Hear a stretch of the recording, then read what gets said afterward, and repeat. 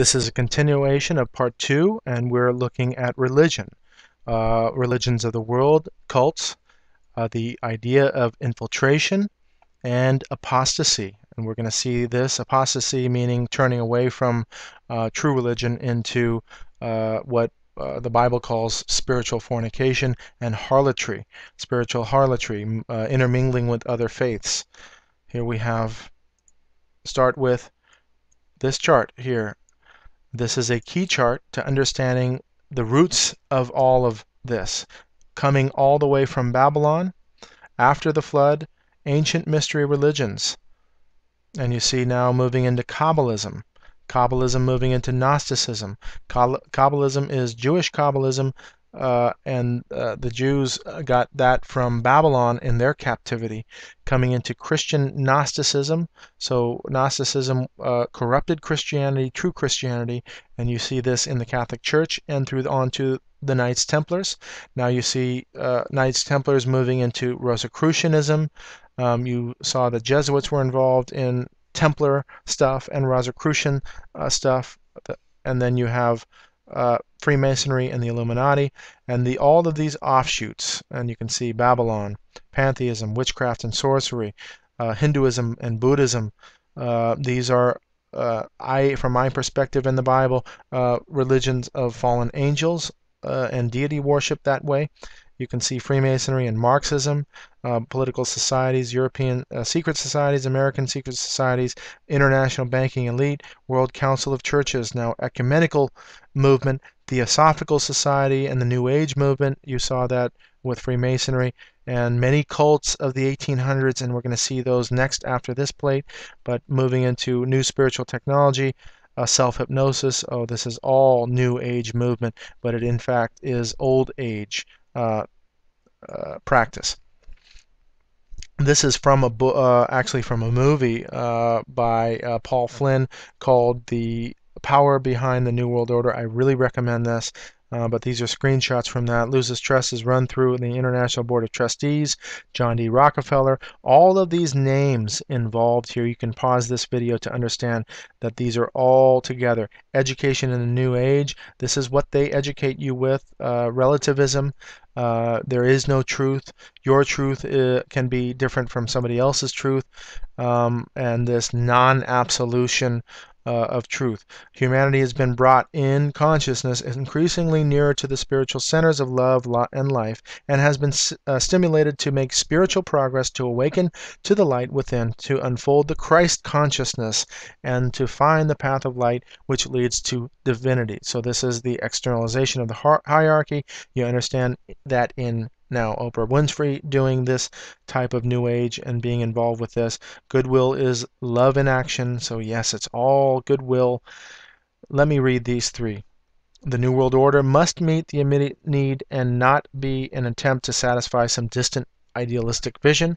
The New World Order must be appropriate to the world which has passed through a destructive crisis and to a humanity which is badly shattered by the experience, meaning order out of chaos. They're going to create a war, and we're going to scream for peace and security and a newfound world. The New World Order must lay the foundation for a future world order, which will be possible only after a time of recovery, of reconstruction and rebuilding, externalization of the hierarchy. Discipleship in the New Age. It is a religion that will be the New Age. Understand that. The New Earth and Oprah Winfrey, she is the spokesperson for the New Age now.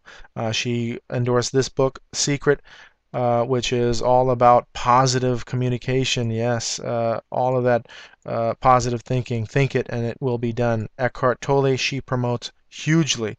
And you can see by this pose that the New Age is in fact the Old Age. There is the Old Age stance. And that Old Age stance is Kundalini, Hinduism, Buddhism. You don't find this in Christianity at all. The Tree of Knowledge and the Serpent. You can see now this Kundalini. 7 chakras going on here. So you can attain enlightenment on your own. Look at this Hindu practice here and the serpents here going on there. I believe looks like an eye up there. But anyway, look, it just happens to be 33 vertebrate and moving up this chain of 33 degrees, even in Hinduism having that. So this serpent must go from the bosom to the head, and that's how they like things to happen. And so now you can see here's the diamond shape. Early in that first part, you saw the diamond brand being done, and this is enlightenment as well as the elite. And this double-headed phoenix or eagle, and the eye in Freemasonry, 33 degrees there. Here's that chakra coming on, and the opening of the spiritual third eye. All of this symbolism here. And we see here the same pose, and look here, tarot cards being used in conjunction with this old world pose. Chakras here, the yin and yang symbol, as above so below, this hexagram triangle. Again, the same image, the serpent intertwining and opening up the spiritual third eye. They believe that they can attain enlightenment on their own this way. You can see that intertwining serpent. Here's the Ouroboros and those chakras. Here is that caduceus being used now in mythology. And I am telling you, this strange stuff having correlations between the double helix in DNA, and you can see this Time magazine here with DNA structure, even in this Time magazine structure with DNA being intertwining serpent. They know what they're doing, they know what they're saying, they want you to change your DNA. They even have triple helix DNA coming out, transhumanism, and this whole effort to adorn man. The fundamental thing about Christianity is that God is the sacrifice. We worship God. They don't want anything to have to do with God. They believe man will enlighten himself. Now, look at this Eckhart Tolle. He's friends with the Dalai Lama. They will bring this world into a brand new religion, and that religion will be the pure doctrine, Luciferian doctrine, under Satan and the fallen angels. Look at the Dalai Lama, now very good friends with John Paul, and they were such good friends that they're even immortalized here in wax at a wax museum. Ecumenical Buddhism, the ecumenical movement in Buddhism, bringing everybody together. They can say Orthodox Christians too. So Christians now intermingling with all religions. And so you see the flow chart of rivers flowing into one world religion. The head of that one world religion is Rome. Church unity in the papal office. They want to bring all religions back to Rome. United Religions here, you can see all religions represented. This is an interesting one because you have all religions with now these bloodlines, family crests. I took this image in Heathrow. The first Parliament of World Religions was held in Chicago in 1893. Now look at what Rome is doing. Here is the Fellowship of Faiths, all of these religions wanting to come together. United Nations is heavily involved with that as well. Now you move into the Catholic Church leading this ecumenical interfaith movement. Look at all the religions being represented. Here they are. Again, look at that ominous image. Here is man and woman, and look at the astrological signs around. Angels looking on. Ecumene, World Council of Churches, proposed religious mergers. This is not that one, but this is another image. So just to tell you that somebody sees that this is happening, look at this as key evangelicals and Catholics together, Catholics and Muslim. They're doing this through Fatima and Mary as well. We'll see that a little bit later. Finally, Hindus, Buddhists, and the New Age coming on through. This is happening right now. Atheism crossing over into finally the final doctrine of Luciferianism. Here's Billy Graham, the Protestant Pope, and the Catholic Pope together. All of that, we'll see what Billy Graham's ministry was about. One world again. Moving on. These are modern tracing boards in Freemasonry of the first 3 degrees, and you can see the tracing boards with all that occult symbology, and here, all religions now intermingling with each other.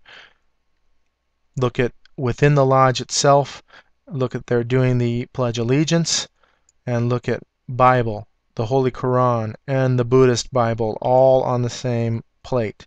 This is called spiritual harlotry. You can read Revelation 17 about the harlot, and we believe that the harlot church here, we can see it obviously, is Rome. And so look at Michael Jackson's large display. Many people watched this. This was after his death. Together as one. And so look at the world leaders, look at the religions here, look at these guys promoting all of this, understanding all of that. They are part of it. Yeah, sounds very noble. But Jesus said, again, he's exclusive to himself. Understand the fundamental difference. They are against Jesus. Even in the writings, they indoctrinate you to that. And so here is Madonna, and this is huge. Coexist, and getting everybody together, and in this world of peace and the New World Order. Here we are looking at Mormonism. This is a cult of the 1800s. Here's the Mormon founders, the first 5 presidents of the Church of Jesus Christ of Latter-day Saints: Joseph Smith, Brigham Young, John Taylor, Wilford Woodruff, and Lorenzo Snow were all Freemasons in the Nauvoo Lodge. All Freemasons, and you can read about that at the British Columbia Grand Lodge. Now they will show you some deception in that lodge with regard to what Freemasonry is, but I showed you in the first section of their writings. Brigham Young revised, you can see here, the portrait of Brigham Young and him wearing his pendant or his pin, which was a square and a compass. And there is a clear image of that square and compass. Brigham Young. Look at the weather vane design. That's the square and the compass. It looks like that is a torch. You see now, you saw that in earlier pentagram plates, but these stars, similarity between that shape and this shape. In the star, the pentagram.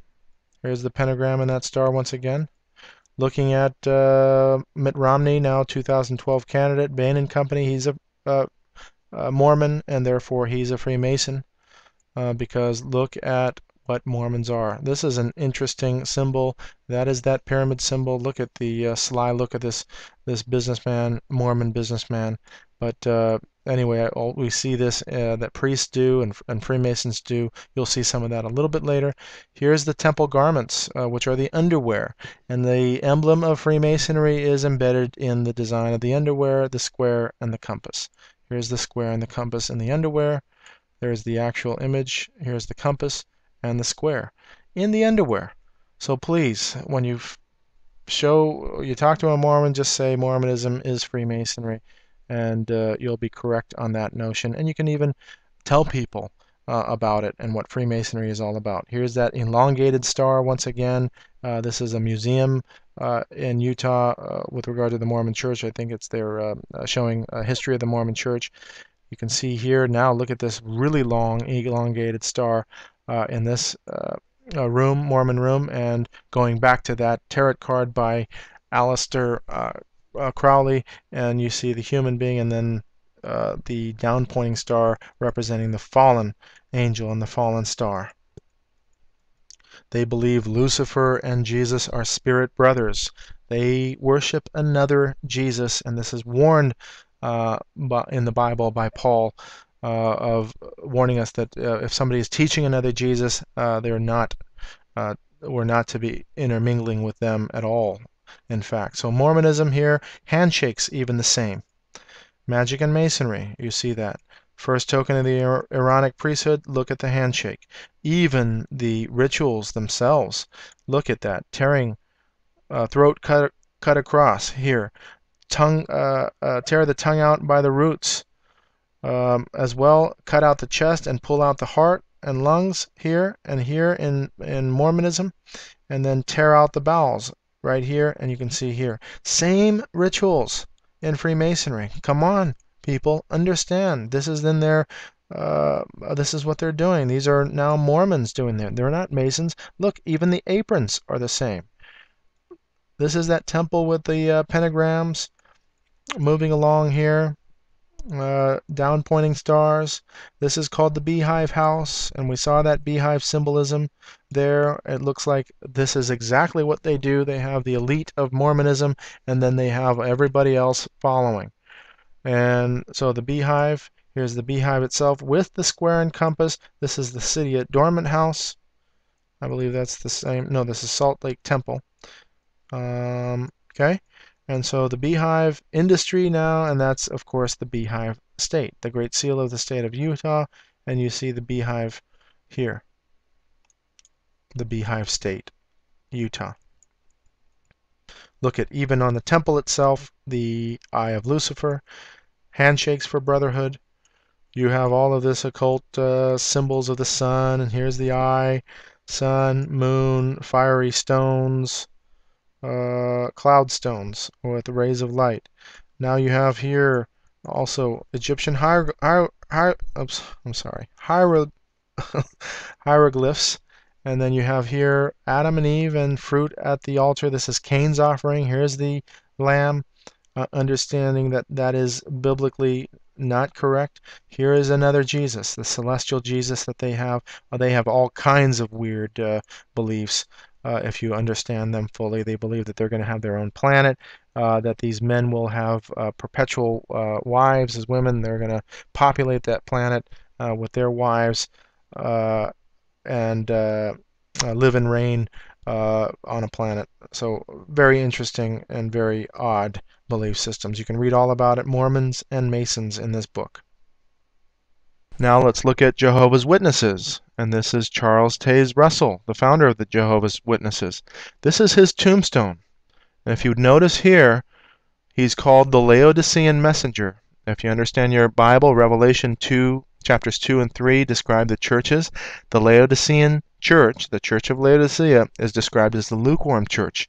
This church, because it's lukewarm and neither hot or cold, Jesus says that he will spew this church out of his mouth. And that's the graphic description that Jesus says about this church. It should give you a clue as to what this is all about. Why would you even consider being a Laodicean messenger? In the front of the tombstone, this is the back of the tombstone, but in that area is also a memorial to Charles Taze Russell and the Jehovah's Witnesses. And so you can see the shape of that is a pyramid with capstone. You also have the cross and crown, which is Knights Templar York Rite Freemasonry. It just so happens that this building behind this memorial is the Greater Pittsburgh Masonic Center, and you can see the square and compass there. So Freemasonry, Freemasons starting this Jehovah's Witness cult. They have all kinds of weird beliefs. They have their own version of the Bible, which is the New World Translation, and that is a gross mistranslation of the Bible. Watchtower Bible and Tract Society here, and you can see a close-up of that with a cross and crown. I don't know whether or not there was an eye at the top or not. Does not look like it. Looks like more like hewn cut stone. Now this is the cross and crown, Knights Templar. You can see the Order of the Knights Templar, use of the cross and crown. This is actually a phallic symbol, the crown being the female and the cross being the male through that. So they all do things, these Freemasons, to make it look like they're Christian, but they're not. But look at here, his literature. Here's the sun disk, or the winged sun disk of the Egyptians, and he's using this for his students, Bible students. Remember, Egypt represents bondage. It is clear in the Bible that Egypt represents bondage. And you can see here his use of the pyramid in his diagrams with the eye of Lucifer at the top, and then mixing in all of these artifacts from the Old Testament and the Ark of the Covenant. Now, why in the world, again, would you use anything Egyptian? Here's the cross-section of the plan. You can see that also that the pyramid is uncapped there. So the divine plan shown in the Great Pyramid. His friend was a Rosicrucian, and he used many of his charts for his books. And so his Rosicrucian friend has, of course, the pyramid tombstone. And even Rosicrucian order, you can see the use of Egyptian-style columns. And so you can see the literature here,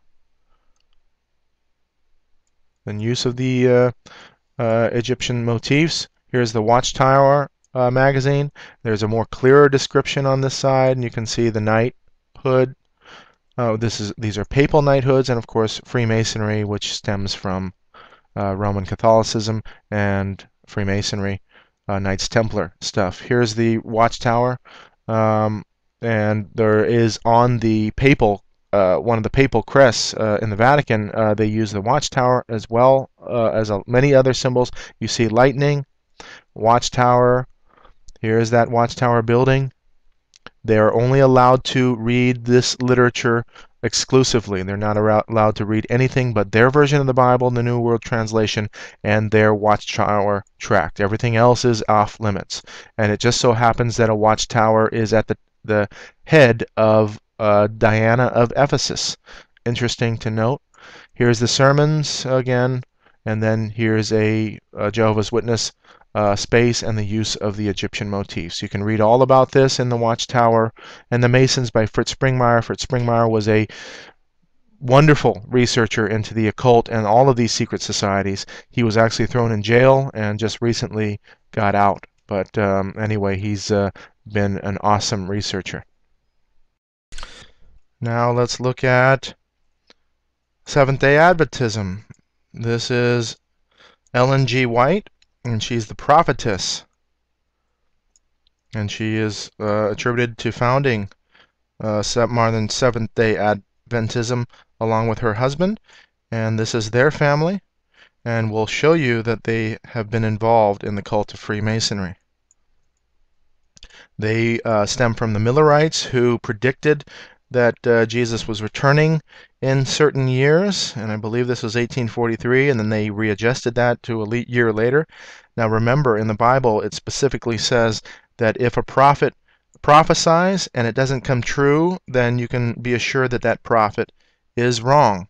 This Seventh-day Adventism still reads all of her literature and considers her a prophetess by that. But you can see now her husband using the hidden hand symbolism, which is in Freemasonry. There it is again. And there is her husband again.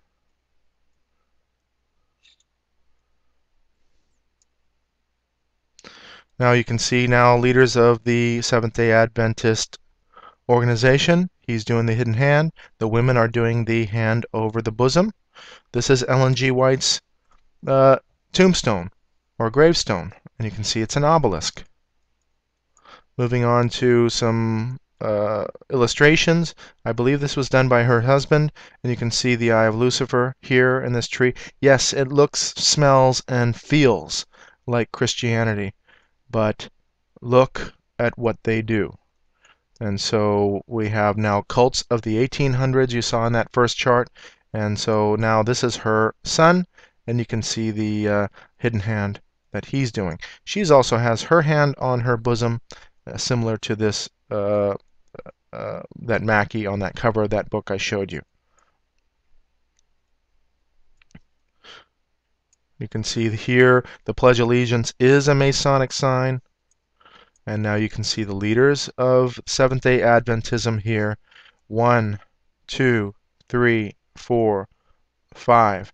And this person in particular, I believe, is here located. Oh no, it was Lord Brassey, sorry.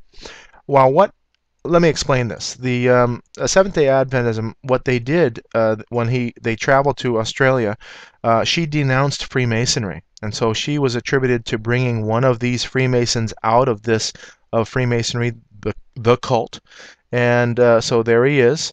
And then it was found 2 years later that he was still involved with Freemasonry. So with regard to intelligence and how things work, they like to separate themselves from an organization, denounce that organization, but yet still be involved with that organization. And it's all smoke screens. And this is their website symbolism. Look at the single eye symbolism going on here. I can't tell you that that's what's going on exactly, but there are some fishy things happening. You can see this logo as well. Here's the flame. Here's supposedly a book. There's a cross in there, but if you look at the negative space, this cross negative space moves into that top area, forming a cross upside down. Very interesting how they design it. Go look at that Seventh-day logo yourself and decide for yourself whether or not that's the case. This is Pastor B.T. Rice. The ecumenical movement is huge, and look at they always shake hands with Rome, and you would be surprised how many churches, evangelicals, Protestants all over, they've been infiltrated so much so that the Rome is considered the true church. All roads lead to Rome in this case. Now let's look at Buddhism. This is Shakyamuni Buddhism, Tibetan Buddhism. Look at, here's the Buddha. Look at the top. This is called the peacock demon. And I actually asked a Buddhist what this deity was, and they named it the peacock demon. They know that it's a demon. Look, next is the Naga, or the snake beings. Look at the characteristics of this peacock demon. Red, female breasts, so androgynous, and I even confirmed this with a Buddhist monk. That is an androgynous being. Bird's head, bird's feet. Look at the similarities between the characteristics of the Baphomet. Instead, here we have goat's head, angelic being with wings, and we have female breasts and male phallus. We don't have the male part here, though, but legs of a goat. So same characteristics, both east and west. Here's a depiction of Michael the archangel slaying Satan, and then you have now a bird characteristics again. So looks like bird characteristics, but in this case looks like bat wings, but could be bird wings. But same characteristics. Look at even the breast as well. So strange things going on east and west. They are interrelated. So this particular being here, this is called the Garuda. You see the Garuda here with female breasts as well, and Garuda Indonesia Airlines.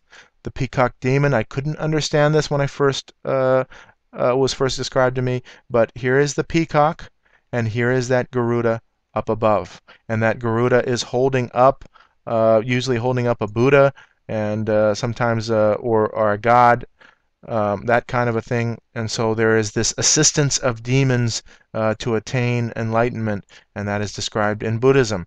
And so the Yezid, I can't remember, but there's a tribe. If you look up peacock angel or peacock demon, you get some Yezid tribe, and then you have you can see this image. This image looks very similar to the NBC peacock as well logo.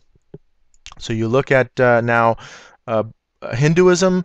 Buddha was a Hindu, and therefore Buddhism has the same thing that Hinduism has. And you see all these serpents that represent wisdom. Of course, that is the lie, and the Garden of Eden, and that story in Genesis. You can read all about it, that the serpent now is, for the Luciferians, is the savior of man. And look at the adoration of that serpent. These are all dragons in this Buddha description. Very elaborate idols, sculptures going on. Here's the Naga themselves, and you can see now the snakes behind. This is very reminiscent of perhaps Medusa as well. Look at the fiery serpents, brazen serpents, and the description of these. Interesting. There are biblical descriptions of these as well. Look at the that god, this one we saw in the first plate, in the whole part 1, and riding the dragon. And who is the dragon? The Satan and the devil. So Buddha hanging out with the dragon, and the reverence of this, and the idolization of this. Dragons. Now here we have the phoenix and the dragon paired. And this is a pretty key image. The phoenix representing the female aspect, and earth. The dragon representing the heavenly aspect, or male.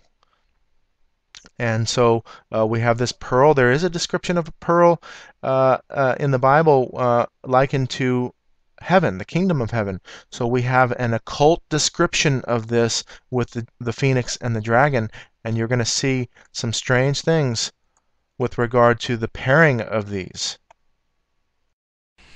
I did want to come back to Joseph Campbell and tell you that I remember that Pawns and Kings is about a wizard. It's a fiction story about a wizard who becomes a master of his craft. So there's peculiar things going on with witchcraft and this myths. In addition to that, Joseph Campbell is actually his mentor was Carl Jung, and Carl Jung is known to be a mystic.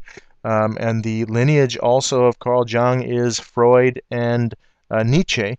And so you have the psychology, no God, all of this. There is a purpose behind all of this.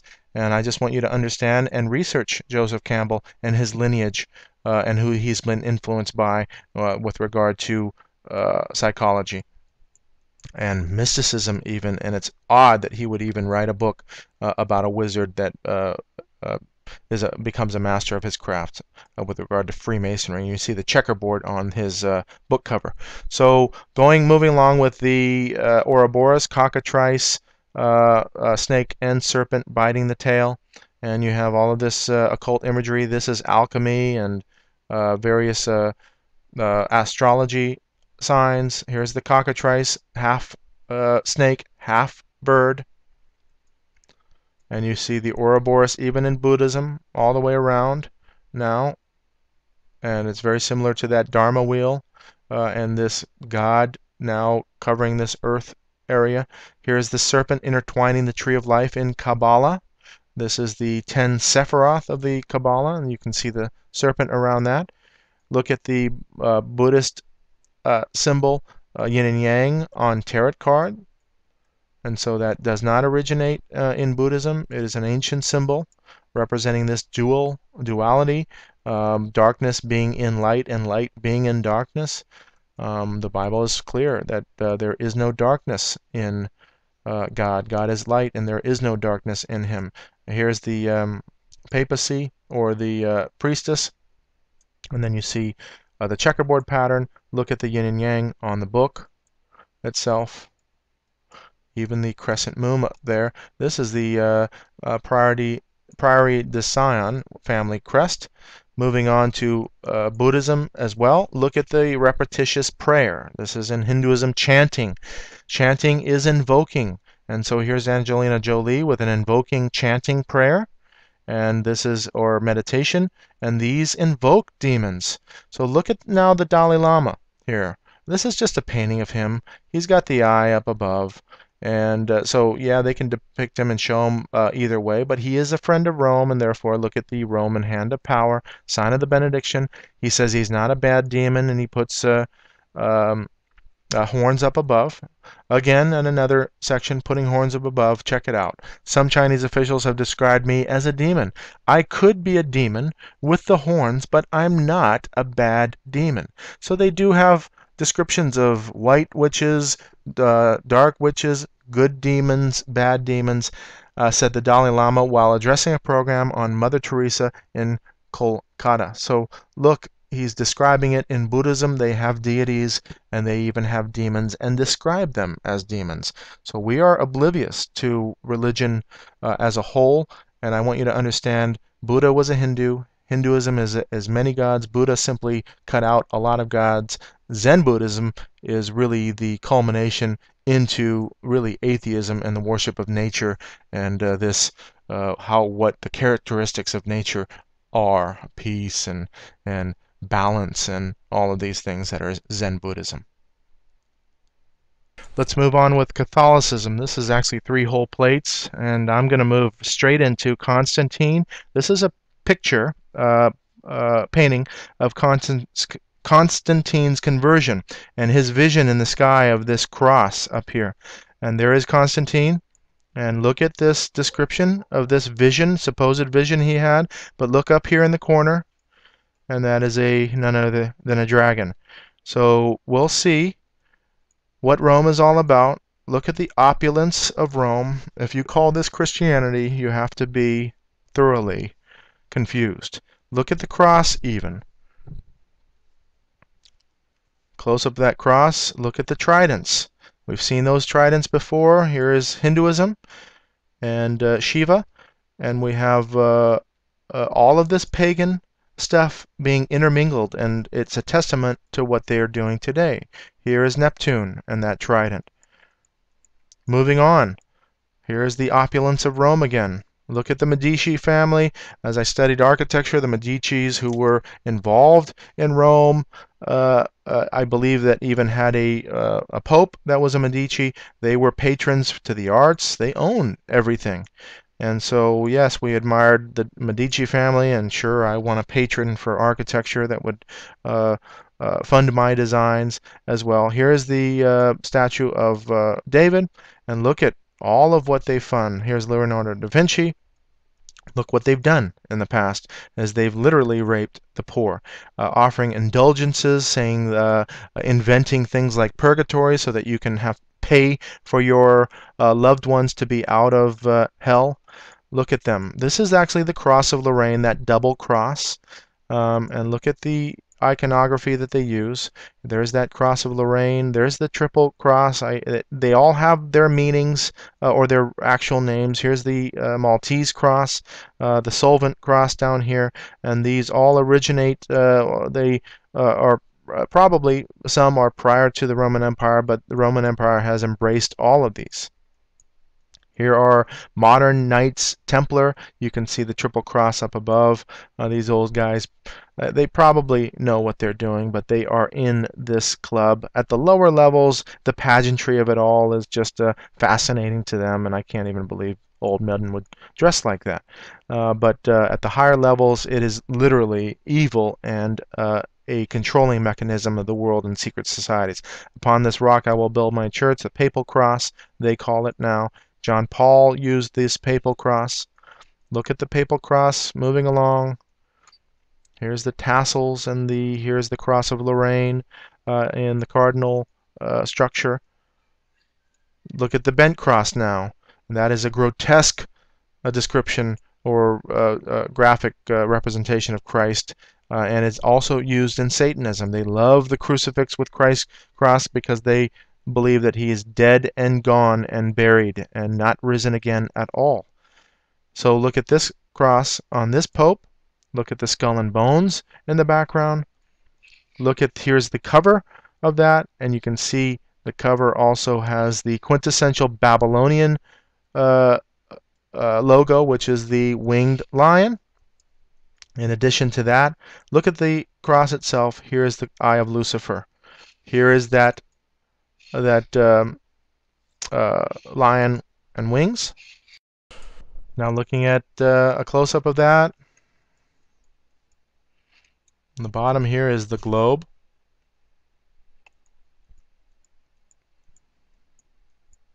Looking at Babylon, look at all of the icons relating to Babylon. Here's the Knights Templar cross and crown. The double eagle of Rome. Look at the hat that they wear. This is the fish hat. And so you can see on its side, I actually visited Notre Dame in France, and they had one of the popes sarcophagus in the back, and whether it was a pope or bishop with this hat, and as it's laid on its side, I think I have a description of that somewhere. But anyway, this is the fish hat, Dagon. You can see that it is representing a fish, and here's the Sumerian Babylonian fish hat, Dagon the fish god, and you can see them adorning themselves with that fish mitre of Dagon. Here's the pine cone, and this is Babylonian as well, and then you have the pine cone and these two looks like serpent and bird hybrids again. Here's the dragon hybrids. Now just all of this iconography, this is all idol worship, all adornment, all out of gold. Look at what is going on. This is not Christianity. Please look just with your own eyes. As a Christian, we should be fully understanding this. It's obvious. Here's that a Roman hand of power. You see the two fingers. This is what the Swiss Guards do, but you see the pine cone here and various elements of the Roman Empire. Moving on, the pine cone, and here the peacocks adorning that. And then pine cone on the staffs. This is the Babylonian, Sumerian. We have the sun and the crescent moon. Here's the sun and the crescent moon. In the Eucharist itself, the sun and the crescent moon, and the Pope, new Pope Benedict, sun and the crescent moon with the wafer in there. Here's the sun and the crescent moon as depicted on the bull. This was the bull that the Hebrews were shaped out of gold in the wilderness. And guess what? God said, look what they do. And this is an abomination.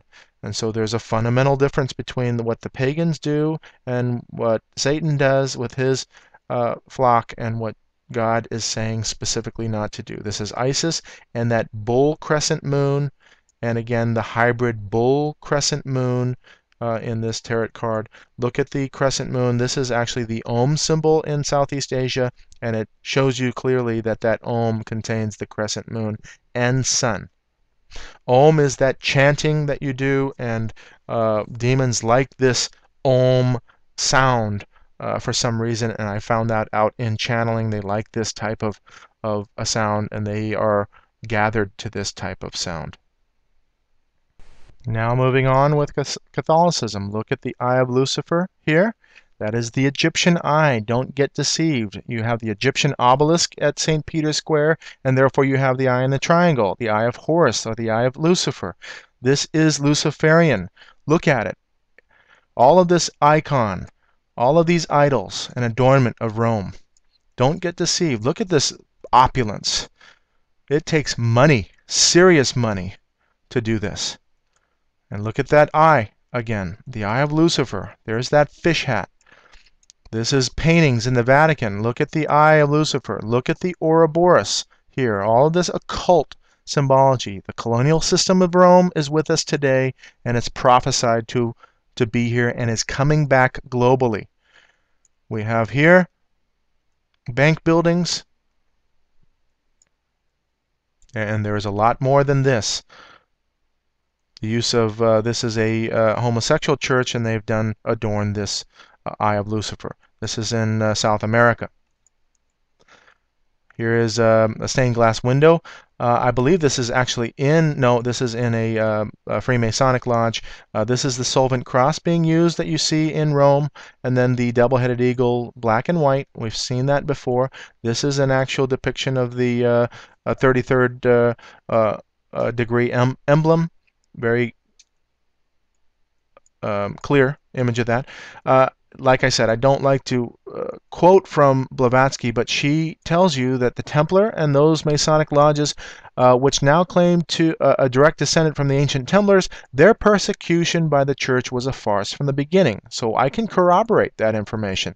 The only thing that I am completely against is who she says is her God. So there are truths that you can find, and there are complete opposite lies that you can find. So, that is an example of how intelligence works. You separate yourself from the organization so that they can't come back to bite you and say, hey, you're involved with this organization.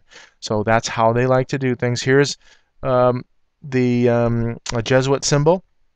Look at this. Does this look like Christianity? I'm sorry.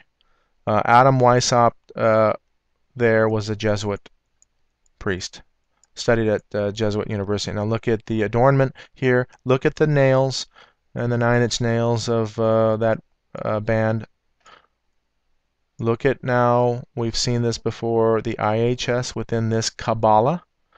So you can see the influence of what Jesuitism has had. This is Kircher who did this Kabbalah chart. And there's different Kabbalah. There's Jewish Kabbalah. There's Christian Kabbalah, all rooting from the same Gnostic, Kabbalist, ancient mystery religions. You can see here IHS. A lot of people say this is Isis Horus Set. I don't believe that to be the case. I believe it has to do with Hermeticism. So you see Hermeticism, Horus here, perhaps Intellectus, some of this, but you see the IHS being used now with this Mercury, all of this occult symbology. I don't know what that meaning is quite, and I haven't pinned it down. This is the Kirkwall Scroll, which is a testimony to Freemasonry and the use of this I, H, and S. And that's a long scroll with a lot of Freemasonic symbology. This is the Tau sign. This is the IHS, and you can see the similarity between this IHS and this money. This is a Jesuit tombstone, and so money having a triple bar, so I in the middle, H with the bar on the S, completing the H and the S itself. Look at here, the goddess of the earth, and you can see the perhaps the origins of the dollar symbol. This is now Ignatius Loyola and his family crest. We have the knight, papal knighthoods, and we have two wolves. They look even more like wolves. I consider these hounds of hell. Look at the witch's cauldron here. Look at the tassels, which represent priesthood. And here's the library attributed to Loyola. And look at the witch's cauldron and the wolves. Wolves. Now we understand that dogs and wolves, they howl at the moon. Here's a tarot card, then the two dogs represented. Here's two dogs represented in the same the moon tarot card. You can see now the Egyptian symbology there. There's another god, Odin, who is one-eyed. That is has two dogs as well, MTV, and their twin-headed dog logo, MTV2. And then Boots, the constellation with the two dogs. I think all of these are related somehow, but very interesting that choice is there, and we'll see some of that later. Okay, here is that fish hat that I took this photograph of. That was a pretty amazing trip. Look at the checkerboard pattern. They have all of this, and look at what is above there. Gargoyles. What are these? These are descriptions, and they're is this supposed to be protecting the church? These are demons. Look at that goat head on that. Look at these hybrid creatures that are supposed to be what? Protecting the church? This is actually demonic. Absolutely. Clearly. Please don't be friends with Rome. Look what they do. This is a harpy type creature. Look at the female breasts here that you saw in the Baphomet, and the legs of birds' legs, this kind of thing going on. Look at this. Fantasizing reality on cartoons for your children. These are spiritual beings being religion being pushed on you, and you think that this is not religion, this is just fantasy. And so you go up in arms against Jesus. My goodness, Jesus would not tolerate this stuff. Would not tolerate this stuff. Here is now the Pantheon, a beautiful building. As an architect, I love this. There's the oculus in this building where the sun shines through. All of the gods, pagan gods of Rome, were in here, including the god Jupiter.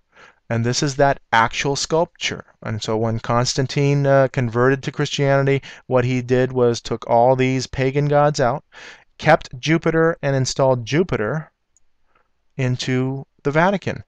And so Catholics come and they've kissed this foot so much that it no longer looks like a foot anymore. And this is actually the god, the pagan god Jupiter, made to look like Peter. Unbelievable. So we have here, now you can see Anubis and Rome with its adoration of Egypt. We have two towers as well, Skull and Bones. Anubis is a TV show. I'll cover a little bit on the, but these are Catholic students and Egypt combined. I'll cover that in the last section. This is the third plate on Roman Catholicism. This is a religion that looks and feels and smells like what you think Christianity should be or is. It is far from it. How obvious can you get? This is the Jesuit church. You can see the names of the original Jesuits and the names of these families that are represented. Farnese is one, and you saw that Pentagon Palace earlier on in architecture. You have here Rome representing herself. Look at with the cross, and what is she doing to people? She's destroying people, and she's done that throughout history. This is the Reformation, and is a depiction of Rome by the reformers. And look, she's scarlet colored, riding this beast. She has the triple tiara, the harlot. In Revelation 17, you can read all about that. This is Rome's description of herself, meaning that Rome painted this picture describing herself. And look at, she's dressed in scarlet. She has a cup, and you can read all about that in Revelation 18, the mother of harlots, and she's being crowned with the triple tiara here. So they are representing themselves. Open your eyes. If you're a non-believer, realize that Catholicism is not Christianity, and that if you are a believer, Christian believer, then realize that Rome is, again, not Christianity. Look at the crests, papal crests in Rome, in the Vatican, and you can see that dragon being represented. We have now the Vatican Gardens, the Twin Towers here, watchtowers. You saw that in Charles Taze Russell and the Jehovah's Witnesses. There's a fountain here with a dragon. I hope somebody can give me a better picture of this fountain with a dragon. This is Gregorio, a pope, and the dragon is on the tomb. Why would in the world would you want that which represents Satan and the devil guarding your tomb? Unbelievable. Here's papal coins. Look at the cockatrice, which is the bird, and the dragon now biting the tail. Whether or not this is a goat or ram, they like to play games with people, and it should be supremely obvious. Here's Jupiter or Peter now conquering the world in the name of God, and he's saint, of course, and look at what they do. Use the same Venus Columba with the sun rays on coins, and we should know better. Look at what they do, and they kill people in the name of God, coming with the sword. Crusades. We should have the gospel of peace. Our feet should be shod with the gospel of peace. Here's Rosicrucian order. You can see that Egyptian motif. The rosy cross is what they like to use. Now you see the double-headed eagle back there, and its roots in Roman Catholicism. You hear, this order was involved in mind control, and we see that today. Sirhan Sirhan was a Rosicrucian. You can look this up and understand that Jesuitism has been involved with the CIA, KGB, all of that underground stuff. They did all of this remote viewing, all of this technology and human guinea pigs and science going on. This is all rooted even in religion and demonic activity. Please understand that. We're going to get into some of this later. Mind control and satanic ritual abuse, and the possibility, the cold possibility that a lot of the people that we see on stage have been trained up in this fashion. This is the Georgia Guidestones. You can read about this New World Order thing. They have even commandments here in various languages, and they also have R.C. Christian is the supposed donor for all of this. R.C. I think represents Rosicrucian, and then supposedly a Christian, so that's a false name alluding to Rosicrucianism. Now look at again, double-headed eagles in churches, moving along, and we saw this image before, double-headed eagles. Look at even the elements, the square and compass back there, all of that occult reference. Knights of Columbus. This is now a secret society founded by Catholicism. So what they do, this is an example of what they do. They separate themselves from the organization they invent, which is Freemasonry and Gnosticism and Knights Templar and all of this stuff, and then they go ahead and form their own secret society organization, which has degrees and have secrets. Here's the Maltese Cross and the Knights of Columbus. You see George W. Bush, I believe,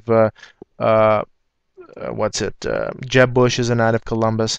All these secret societies are intertwined. Um, and you see Skull and Bones. I actually asked a Knight of Columbus what I showed him this picture and what the skull and crossbones meant to him. It is our fallen comrades, and so we adore them. So it's sort of necromancy going on, meaning that they're worshiping their fallen comrades or commemorating them. Here's the skull and bones in the Vatican. Skull and bones on crucifixes and rosaries. Skull and bones everywhere.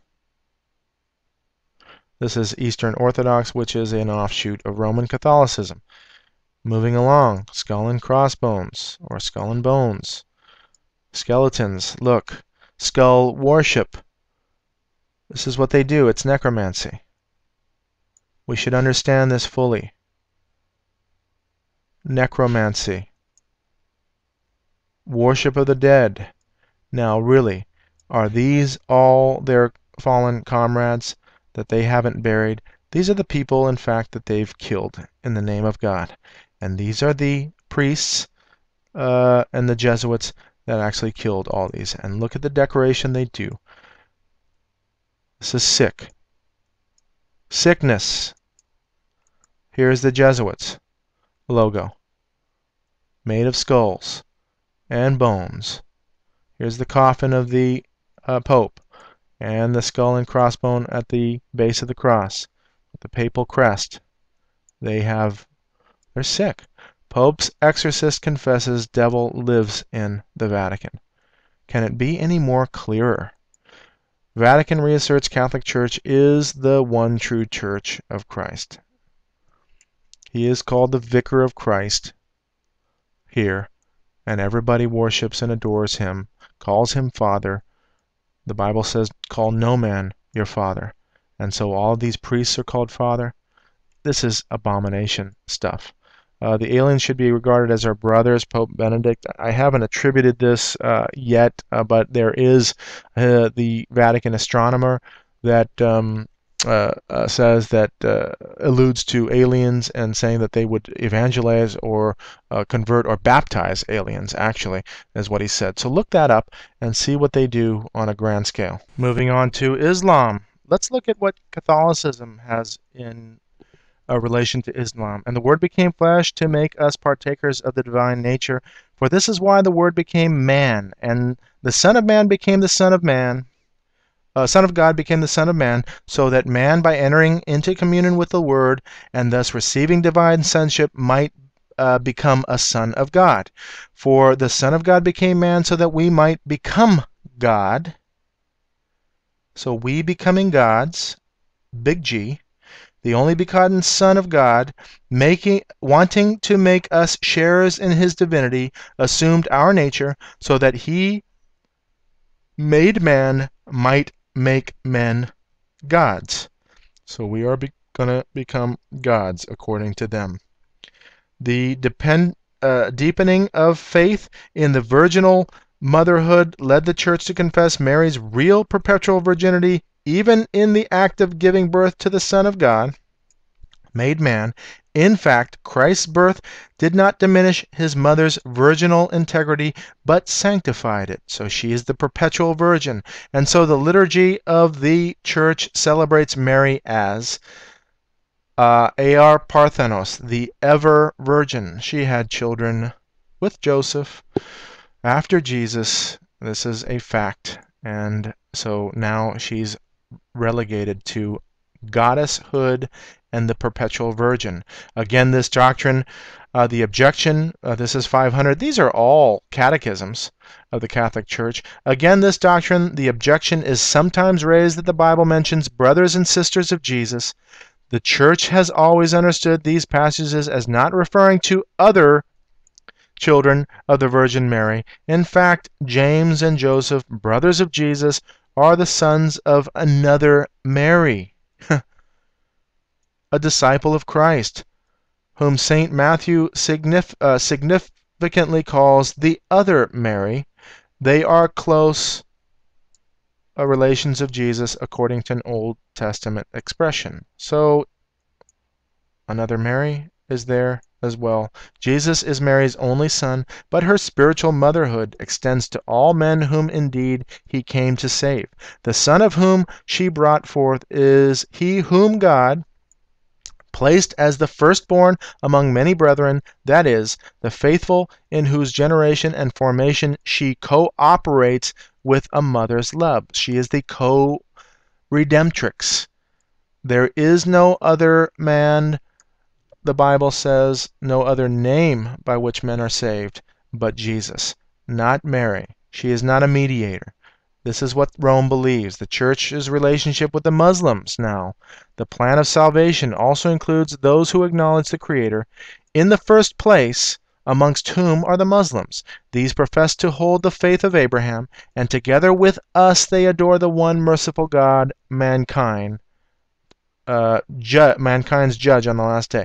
So they are claiming that the Allah of the Muslims is the same God that Yahweh is. It could be further from the truth. Islam and Catholicism, same face, different masks. Understand what is going on. Now you can look this up yourself. I believe that Rome invented the Islamic faith. Muhammad's wife was a Catholic, and there is a peculiar story about what went on here. And this is an example of the dialectic going on and the establishment of war going on between these two. Look at the Pope kissing the Quran and Arafat kissing the Pope. They are in cahoots, especially at the top level. And they are bringing this world, I've come to realize this world is a play being played out.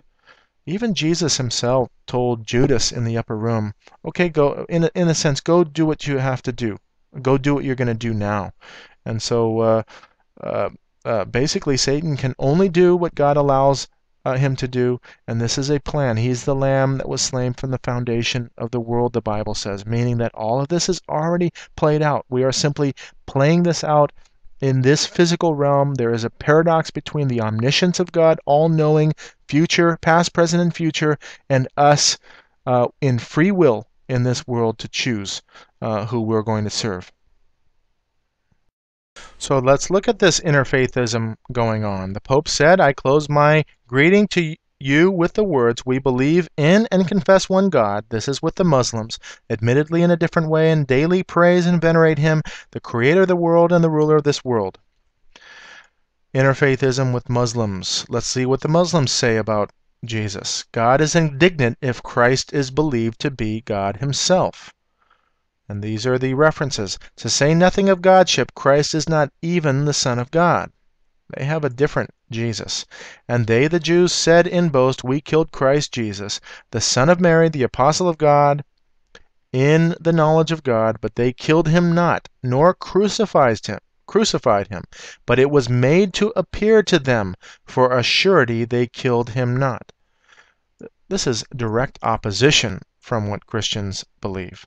Christ was altogether saved from the indignity of the cross, and as if by a miracle of likeness, someone else of the same features was crucified by the Jews under illusion, says the Quran.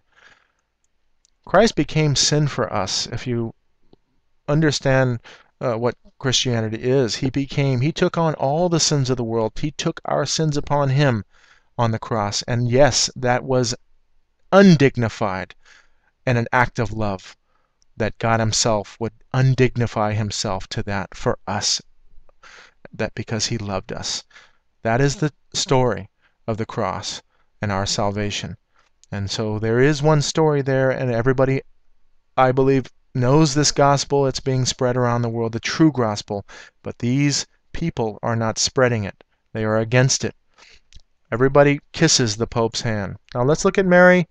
This is sick how people can do this. Mary at the mercy seat of the Ark of the Covenant. This is sacred place. And look at the woman dressed in scarlet with the crescent moon. And this man dressed in costume here, this Jesuit, now adorning this idol. How sick can you possibly be.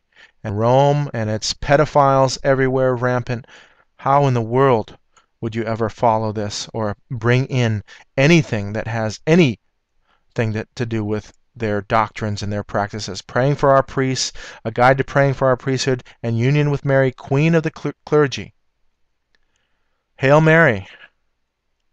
Catholics have long revered her, but now Protestants are finding their own reasons to celebrate the Mother of Jesus. Queen of all, and this is to show you that they are bringing in Fatima. You can read this on your own, but Fatima is how they are bringing Catholics and Muslims closer together. Fatima is the daughter of Muhammad's, and his wife is the daughter of Muhammad. Her name is Fatima, and supposedly she has apparitions, all of this stuff, iconography, blood coming out of hands, and this stuff. Apparitions. You can see now here prayer beads in the Muslim world, prayer beads in the Christian world, prayer beads, even the dress of nuns and the dress of the women in Islam are the same. Moving on to the Kaaba. This is the square cube, and within that square cube, this is supposed to be one of Abraham's houses or something like of that nature, but one key aspect of that is on the side of it is this meteorite, black rock, black stone. They kiss this thing. They touch it. They revere it. And that black stone has its roots in the moon god of the Sumerians. And you can see this moon god here. They have different aspects. Sometimes they're female moon gods. This one in particular is a male moon god. You can see also here in ancient Arabia, the sun god was viewed as a female goddess and the moon as the male god. It has been pointed out by many scholars as Alfred Guglielmi. The moon god was called by various names, one of which was Allah. The name Allah was used as the personal name of the moon god in addition to other titles that could be given to him, and you can see that for yourself. Now looking at what is supposedly the satanic verses, check this out. Here's how the Quran once read, and they included this. Near it is the garden of abode. Beheld, the lote tree was shrouded in mystery and unspeakable. Mystery unspeakable. His sight never swerved, nor did it go wrong. For truly did I see of the signs of his Lord the greatest. Have ye seen Lat and Uzzah, and another, the third goddess, Manat? These are the exalted cranes, intermediaries, whose intercession is to be hoped for. What? For you the male sex, and for him the female? Behold, such would be indeed a division most unfair. They have omitted these goddesses. And who are these goddesses? The son or the daughters of Allah. And you see them here. Uzzah, Alat, Manat. There they are in the Sumerian description of these goddesses. Or tablet, anyway. Moving on with Saddam Hussein, Tariq Aziz was a Chaldean Catholic. And so there he is, shaking hands with the Pope. Here is Catholics now meeting with Hussein. They are powerful diplomats. They own, and this is their colonial system. Ailing Aziz makes impassioned plea to Pope for early release. So showing you that why in the world would he make a plea to the Pope for any release? Vatican pledges its support to build war-torn state. They have the money to do so and the power to do so. Look at war itself, and look at what war has become as far as the culture of war. Here's the Nazi SS symbol. Why in the world would we ever take a picture with a U.S. flag? The mentality of the soldiers that they have risen, video games and all of this virtual killing has made this culture. Would you ever support any troops wearing skull masks? And this is not to, I'm not trying to bash people in the military, but this is something, war is serious business. Why in the world would we ever do this type of thing? And so the culture that they've raised our children up in is wrong with regard to war. We should be in a protective mode rather than a mode of fantasy, and coloring our guns, for goodness sake. It's unbelievable. So we have now this SS here. If you actually look at the logos of companies in the military, snakes and dragons and lightning bolts and all of this imagery that is just evil, straight evil. And I can't understand why we tolerate this. And the only way that I understand this is that it is controlled at the top level, and it's meant to be. And so how can we justify ourselves this way? And so they have fueled this on both sides of the issue. They have radicalized Islam. This war is coming. Prophecy is going to be fulfilled no matter what. From my belief system, evil or good, God's word and plan is going to be fulfilled in this case, from my perspective.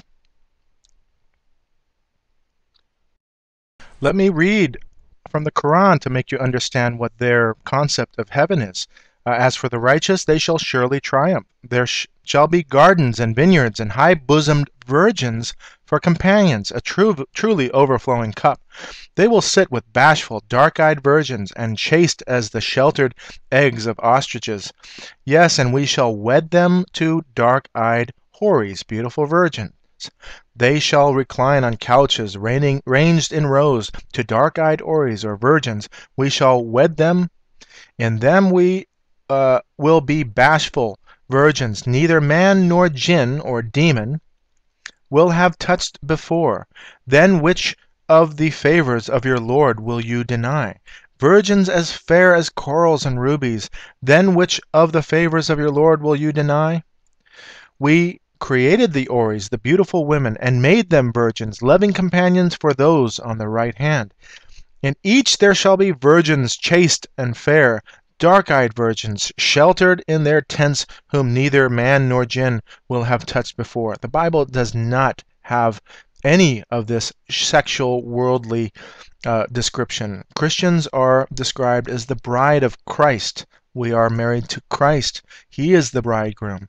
There is no description of this earthly sexual pleasure. From the Hadith, Ali reported that the Apostle of Allah said, "There is a paradise, a market wherein there will be no buying or selling, but will consist of men and women.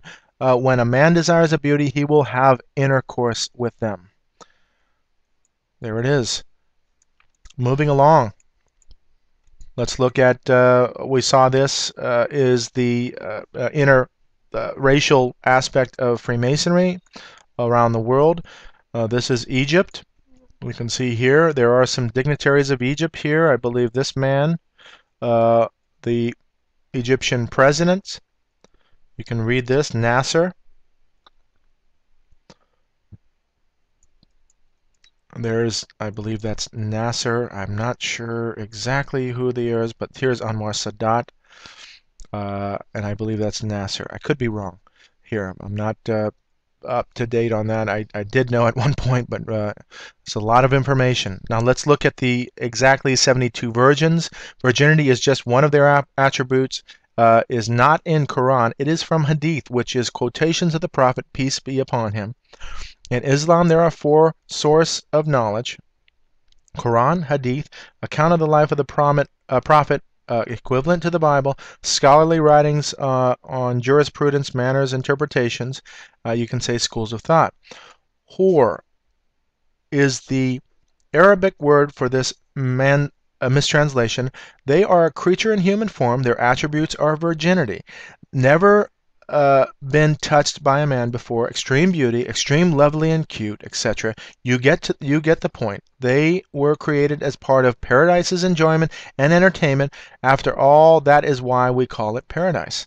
However, the Muslim women will be much, much more beautiful and attractive than these, or this is because of their higher status being a man and their strive for faith in this life.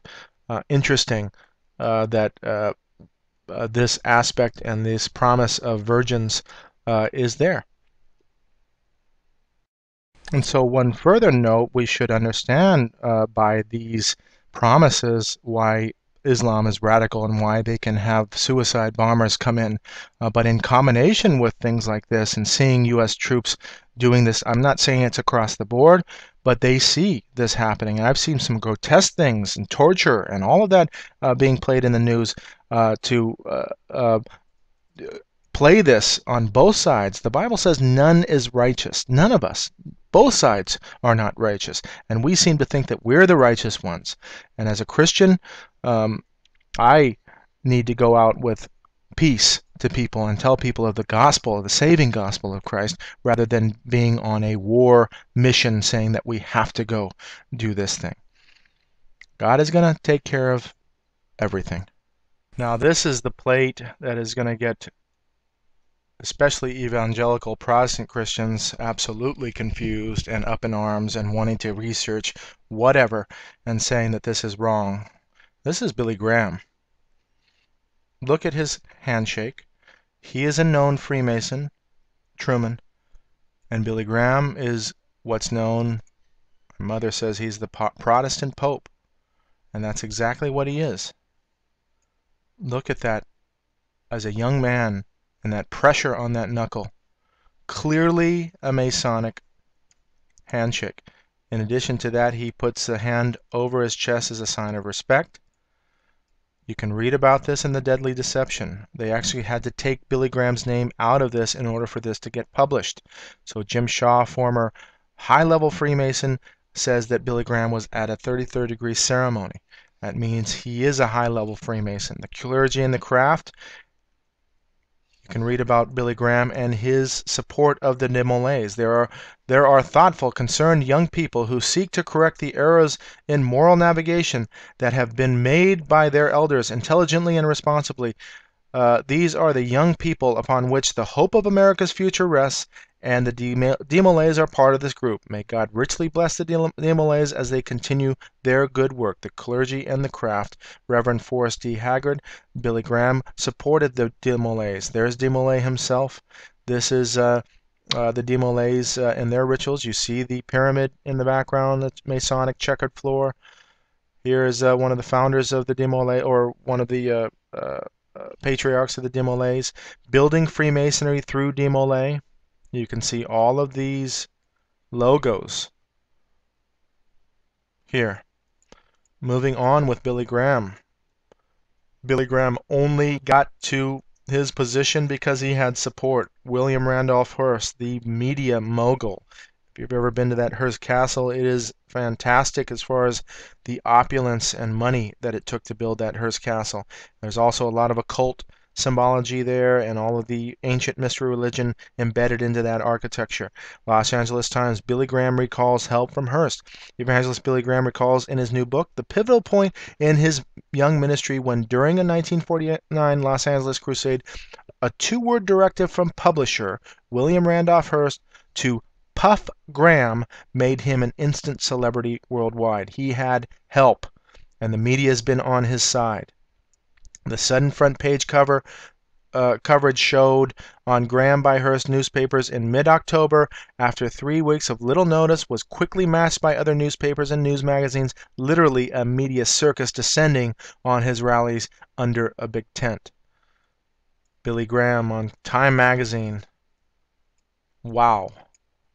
Exalting a preacher, putting him in the status of the preacher and the presidents. He is almost passed away now, very old. Look at him as a young man hanging out with presidents, not rebuking them, hanging out with fellow Freemasons, secret society members. Oh boy, in the Bible it says that Satan can transform himself into an angel of light, and no marvel, don't marvel at all that his ministers can transform themselves into ministers of righteousness. Look at what they look like and feel like and act like. And if this man is against Christianity with his doctrines on homosexuality, they are simply shaking hands. Billy Graham and his friends. The challenge of Billy Graham, you can see in this book, and his use of this hand to heart, whether or not that is the lion's paw, but it looks very Masonic as a pose. Billy Graham and his friends, you can read all about this. Kathy Burns is a wonderful researcher into symbology and what type of agenda he was with. His agenda was ecumenism. And here he is with the Pope. And it was noted that in his crusades, when Catholics came, they sent Catholics back to Rome. And so he did his part in bringing evangelical world back to the Church of Rome. The Pope is almost an evangelist, so adoring the Pope. Look what he did with the Halley's Bible Handbook. This is the Billy Graham Crusade edition. When it was first published, it exposed the Catholic Church for the evil that it was. He purchased the rights of the book and took out that commentary on the Catholic Church completely. And there is the Billy Graham edition. And when he was publishing the Halley's Bible Commentary, his version shot up to 250,000 copies annually, more than any other year when it was published. Billy Graham, why did he remove the warnings about Rome from Halley's Bible Handbook? Because he was in alliance with Rome. Unholy alliances, secret plan, and the secret people who are working to destroy America. You can read about that. His friendship with Bishop Sheen. There he is, with the Pope again as an older man.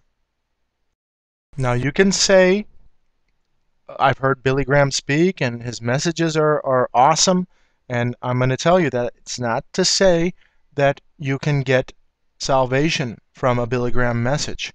But I'm telling you, look at the motive of the entire organization and where it moves into. And I believe that this is one lesson we have to learn, that these organizations are begun and the ultimate goal is ecumenism, getting things back and apostasy. And look at what was from the beginning. He accepts awards from Catholic universities, hangs out with Catholics,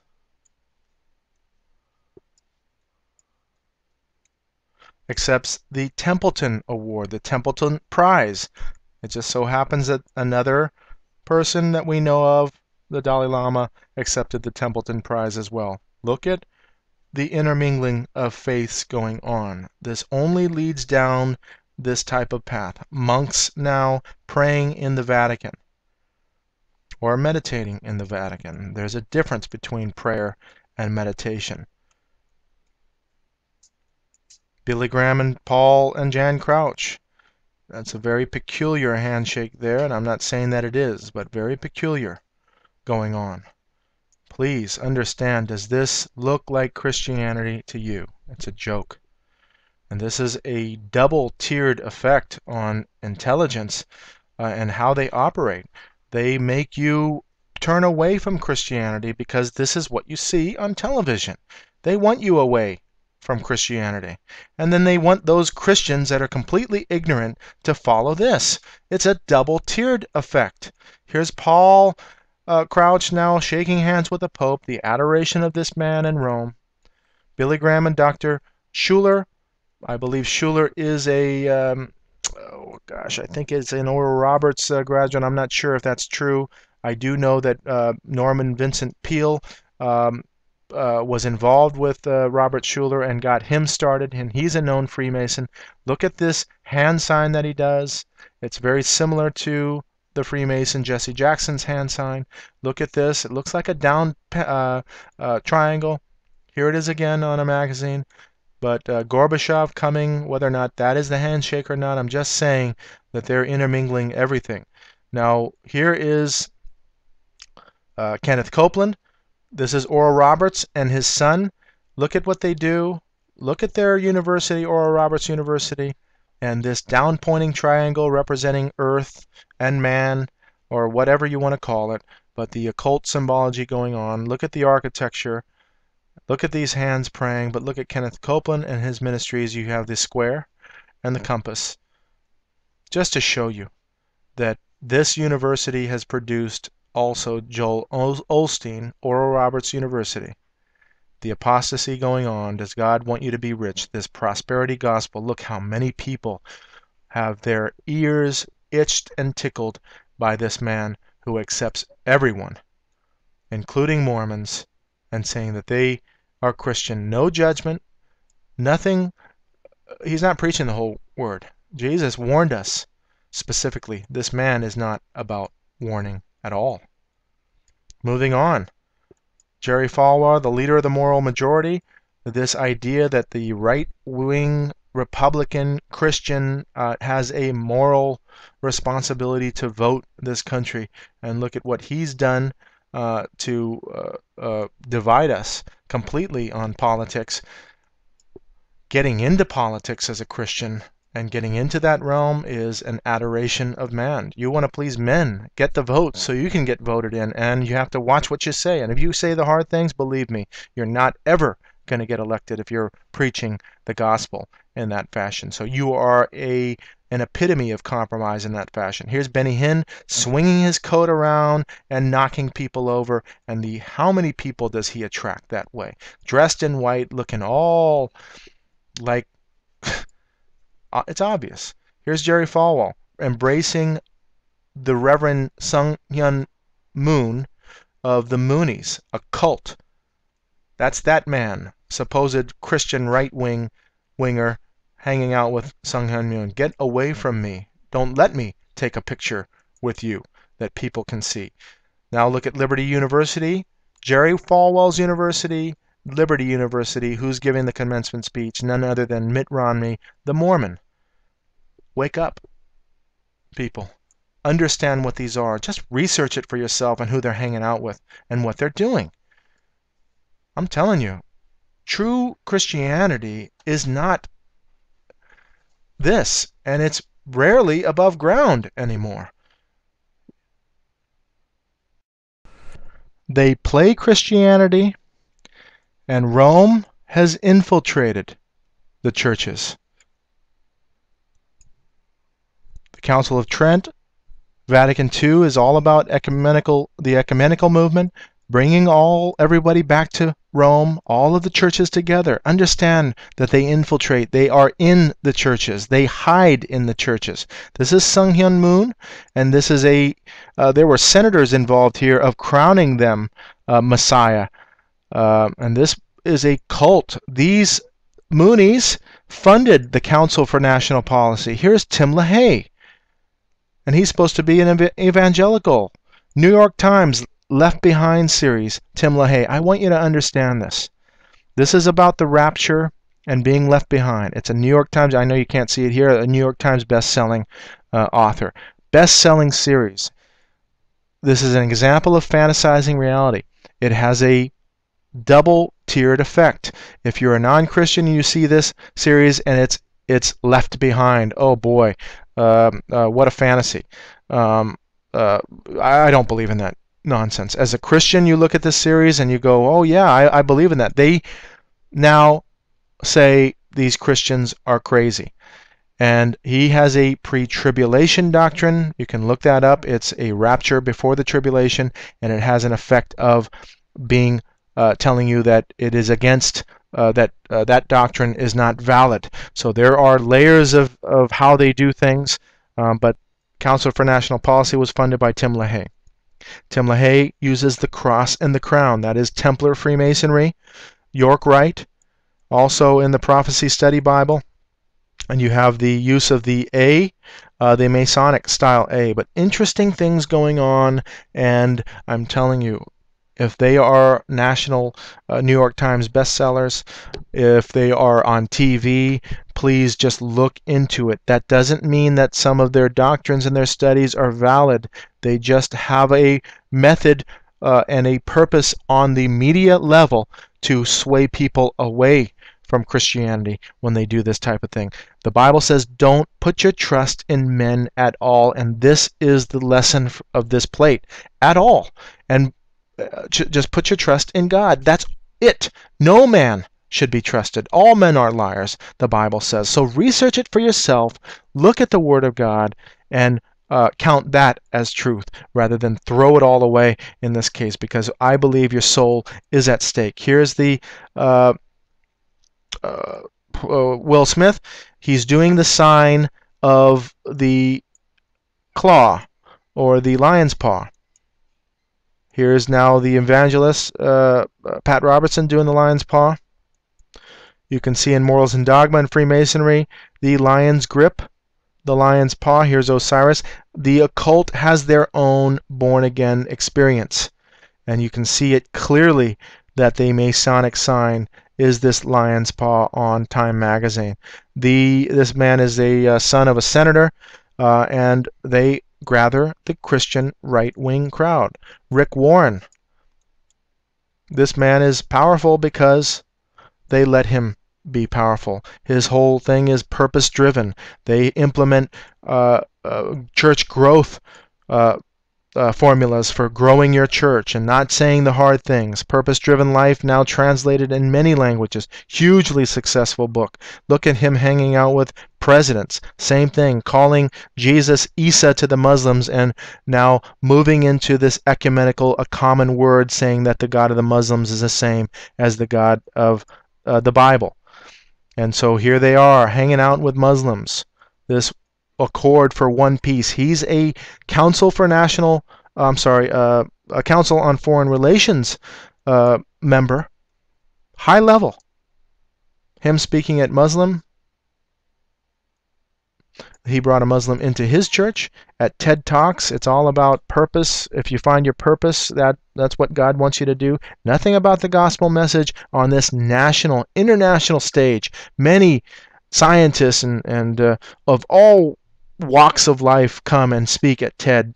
High-level people come there. Look at now the next Billy Graham, T.D. Jakes. What does he do? A life on purpose. Same thing. If you can find your passion, that's your purpose. And hanging out with the New Ager Oprah, having a good time, and look at the Life Class Tour. Tony Robbins, Deepak Chopra, all religions here. He's not talking about Jesus. He even calls Jesus the product.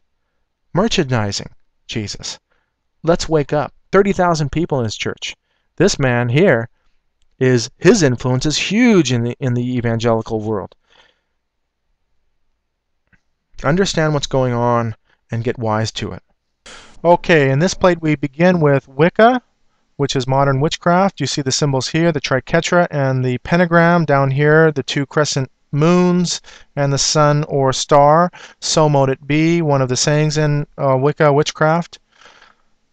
You can pause the plate here if you want to read this entire section, but founded by Gerald Gardner, who was a Freemason. And then you can see on the influence it's had on children, i.e. the Harry Potter series, hugely successful, and teen genre. Also, teen paranormal romance has been a huge genre in bookstores.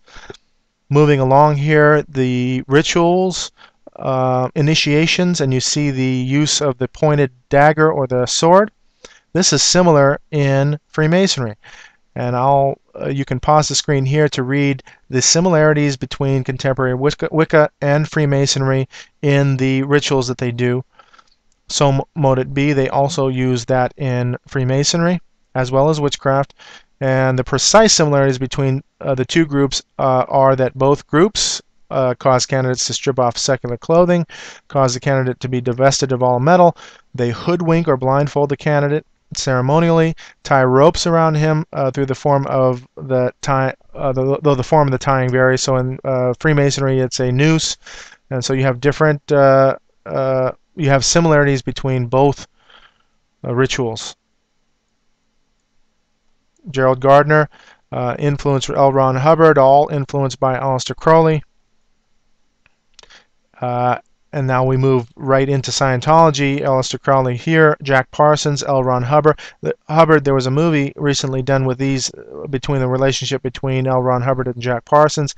Ended up in the movie that they were basically homosexual.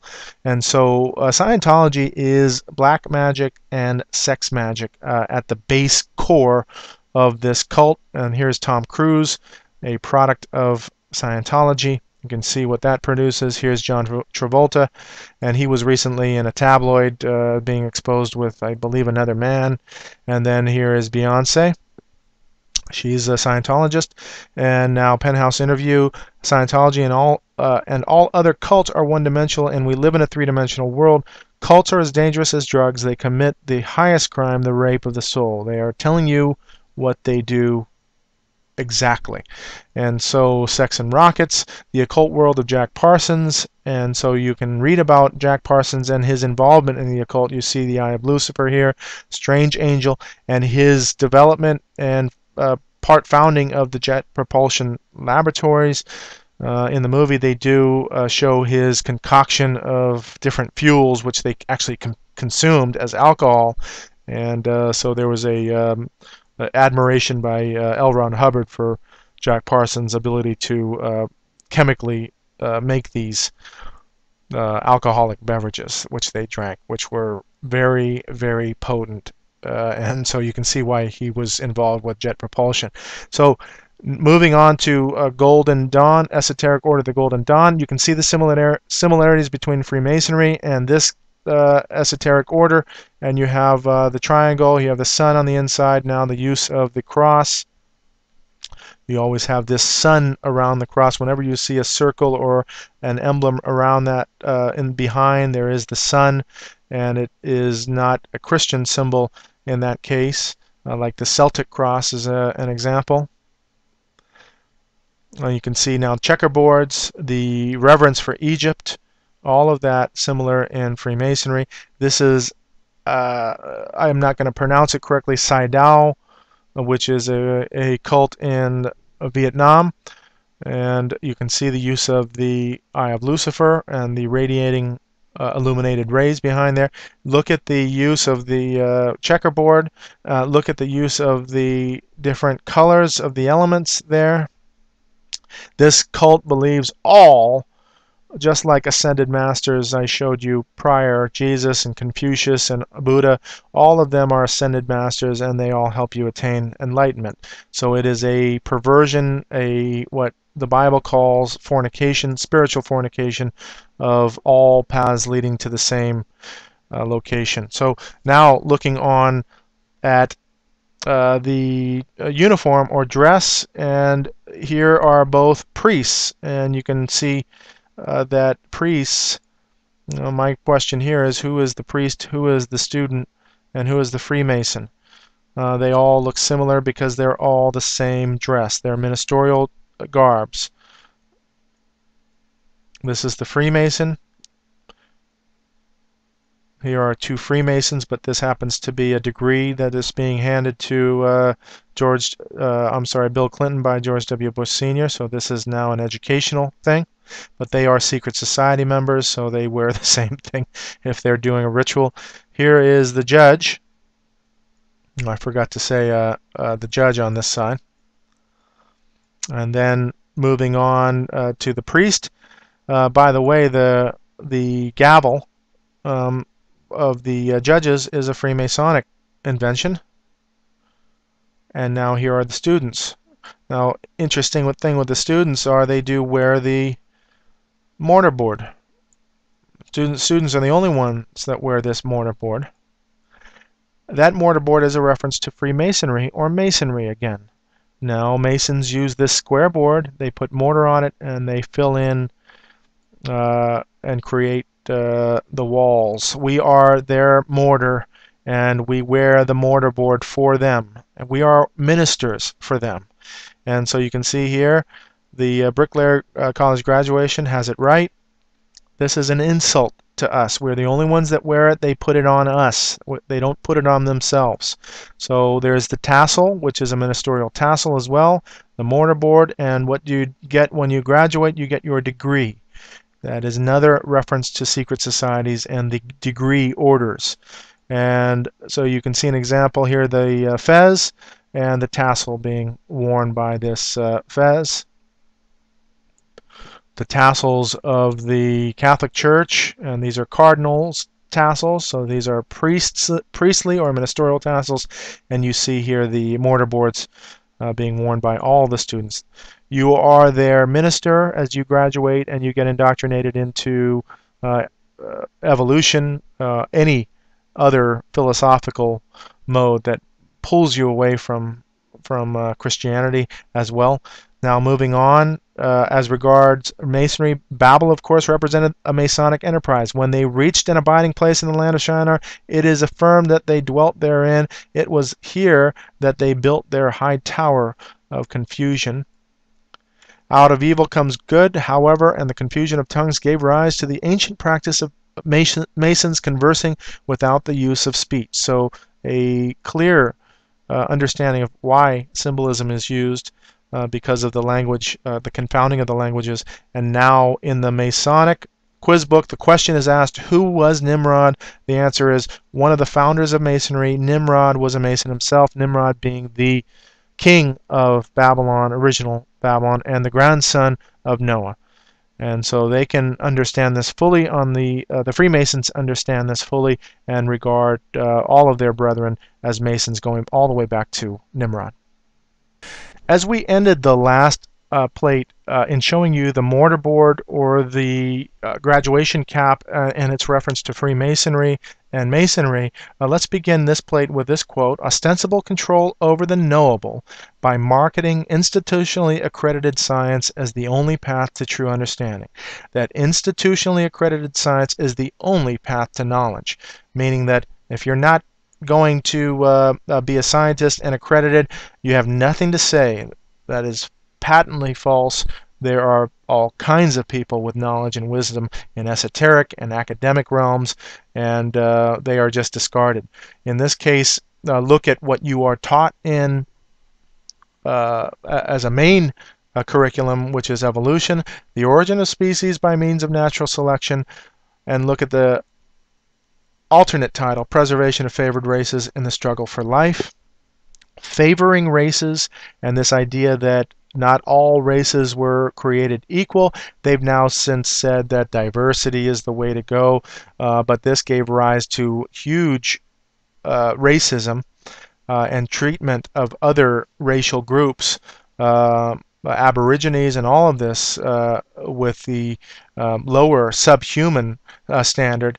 And look at what they've also done to the disabled and mentally retarded, and using studying humans as guinea pigs, giving rise to eugenics and this idea that we have to move evolution through the alteration, genetic breeding. Eugenics building, here's United States, and look at the understanding of what Christians believe. The fact that my mom got a prenatal diagnosis was not wrong. Telling my parents I was not worthy of life was wrong. This is a precious life to Christians. Every life is precious, and they are worthy and deserving of life. As a matter of fact, the parents that have these types of children revere life more, and they love their children. And yes, it's a pain and a struggle, but gosh, the value and the lessons learned in this are invaluable for us, priceless.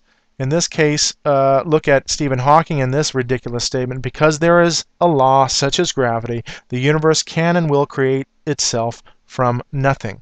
Well, if there wasn't a law such as gravity, what would he be saying? But there is a law, and there has never been a law without a lawgiver, a lawmaker. And so they have replaced gravity as with God with gravity, and that creating something out of nothing. Well, our God is capable of that and has created this space, time, matter situation that we're in. I, as an architect, can appreciate the architecture of the universe and the order and the laws of the universe. Look at how these things are arranged structurally. Look at how DNA is arranged as a language or code. These all require laws and language. And laws and language come from intelligent sources. And this idea that intelligence has not created man, look at the structure of this. It is obvious. This is what they lead us to believe, that we've evolved like this, lost the hair, and then look at this is actually a video game, and then this man is fully clothed, and he's a character in a video game. Look at the other alternate evolution here as a monkey and ascending. I'm sorry, this is not true. Adam now was the first man biblically. You can see the length of years, over 900 years they lived. You can see that even in the Babylonian kings lived long. So when we see this reference biblically, we can see a world civilization's timeline, and these are very similar as far as the length. So as far as when Adam came to be is about this area, about give or take 1,000 years off. But from the rise of civilization to the first man, we can even see that anthropologically that that's the case. Look at the similarities in the legends of cultures around the world, Assyrian all the way to Hawaii and Sumatra. Look at the destruction by water. All of these looks like 95% at least, all black, and this is the flood. You can see the ark provided here, the similarities between these legends. Look at the Chinese characters. Let's look at this one. You can pause the screen if you need to. The devil, garden or field, alive, secret, man or son. So he was in a garden, secret, he's alive, man or son. The tempter, this is interesting. Here's the devil. Here's a tree and a tree, which means they have two trees, which is the tree of knowledge of the good and evil, the tree of life, and covered, under cover. So the devil there, boat and ship, this is striking. Vessel, 8 mouths or 8 people. This is also people. I showed this pictogram or this kanji in Japanese to my wife, and she was astonished with that. She was astonished with this as well, and the biblical connotation. Create, dust and mud, alive, mouths or people, and walking. So the person walking. So you have 8 mouths over here for the boat, but this is a person walking alive out of the dust and mud, and that is the creation story in the oldest language that is known to exist now. Look at the Freemasonic diploma. You have here Anolusis. Let's look at these ones here. They're all Anolusis, by the way, but AL, Anolusis, or the year of light, they add 4,000 years to this one would be 1823. Adding 4,000 years would be 5823. So they are referencing the Earth at about 6,000 years old. But their year of light is the year of intellect. And so this is what they push, and then what they're going to be pushing here, I believe, not too long in the future. Aliens. Look at, he also has an Egyptian mask on, but aliens now altering man's DNA, going from ape to human, and you can see all of the logos here. Now moving on with Richard Dawkins, the quintessential atheist. Now, in the God Delusion, in this movie Expelled, he actually, this is Ben Stein there, he actually says that the possibility of panspermia, which is that we might find a signature in our DNA that would allude to a fact that we were genetically engineered. You see this in the movie Prometheus as well. So here's an atheist now giving you the possibility that we were genetically seeded on this planet, and that is a shock. So his god is aliens. Interesting. Transhumanism now, moving on to the future, and this is just an example of where monkeys to robots, and so we need to, since we don't have enough time anymore and science is advancing, we need to advance ourselves with cybernetic technology, and this is going on now. Here is a triple helix designing a new molecule for life. This was actually promoted or shown in the movie Tron. The woman actually had a triple DNA strand. Just showing you that creation, we have been created, and this is design. It screams design. We've been designed. And so this notion of evolution and not understanding where our origins are, we have a fascinating past. If we were to believe that everything in the past is all myth, with everything that they've done anthropologically that you can see on tomb stones in Egypt and all of that hieroglyphic depictions and depictions of half man, half beast. This is actually in the Bible, and genetic alteration is in the Bible. Let's understand all of this. Genesis 6 is the sons of God coming on the daughters of men, and so we can see there is alteration genetically, there is creation, and this is a logical thing to understand for us.